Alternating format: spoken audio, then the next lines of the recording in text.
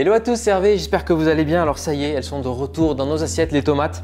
On va pouvoir commencer à s'amuser à faire plein de petites recettes avec. Alors dites-moi en commentaire déjà, est-ce que vous aimez les tomates uniquement crues comme ça ou est-ce que cuites ça passe bien? Pour la recette d'aujourd'hui, on va partir sur un clafoutis tomate cerise, thon, mozza. Ça peut se manger aussi bien froid que chaud avec une petite salade et tout. Ça vous fait voilà, un clafoutis repas complet. C'est vraiment très bon. Donc je vous donne tout de suite les ingrédients pour refaire la recette.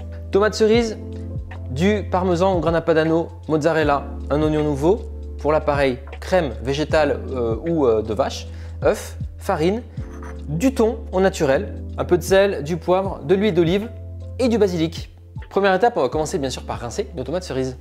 Une fois qu'elles sont rincées, alors tout simplement, voilà, je vais bien enlever la queue de chaque tomate cerise. Là, j'ai pris un panaché de couleurs pour s'amuser un petit peu. Là, c'est un plat qui va au four, hein, un plat à gratin. On va faire le clafoutis dedans. Comme ça, j'aurai un clafoutis donc assez haut. Et puis dans ce clafoutis, on va pouvoir ajouter plein de choses. Alors par exemple, si vous n'êtes pas fan de mozzarella, on pourrait très bien émietter de la feta dessus.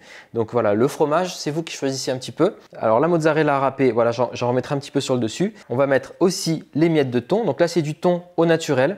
Donc je l'ai simplement égoutté. On pourrait partir aussi, pourquoi pas, sur des filets de maquereau, des sardines et tout, ça marche bien. C'est des poissons en plus qui sont intéressants. En été, il faut faire le plein parce que c'est plein d'oméga 3. Donc voilà, ça va vous faire du bien aussi. Là, on a notre base, notre garniture et on viendra verser l'appareil dessus. Alors c'est parti, on passe sur l'appareil. Alors on va commencer par casser les œufs dans le bol. Je vais mettre un petit trait d'huile d'olive, la crème. Il y a des très bonnes alternatives, hein, en crème végétale, crème d'amande, coco, soja et tout. Donc n'hésitez pas, il y a plein de choses à faire. Et voilà, je vais ajouter également la farine, un petit tour de poivre. Si vous avez envie de mettre du curry dedans, ce genre de choses et tout, n'hésitez pas. Voilà, je fouette l'ensemble. On va ajouter donc du grana padano râpé. Donc le grana padano, je le mets directement dans l'appareil avec les œufs. Voilà, on mélange bien.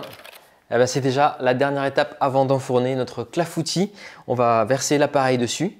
Vous allez voir, c'est tout simple. Hop, je vais prendre un petit peu de basilic hein, par ici. Je vais venir émincer mes feuilles de basilic. On peut en mettre dans l'appareil aussi, hein, évidemment. De l'oignon nouveau. Alors la partie verte, hein, ça peut être sympa là. Et on remettra du basilic avant de servir bien sûr notre clafoutis tout à l'heure. Mais là, on n'hésite pas à mettre des herbes aromatiques dans la préparation dessus. Et bien sûr, j'avais encore un petit peu de mozza, donc j'y vais.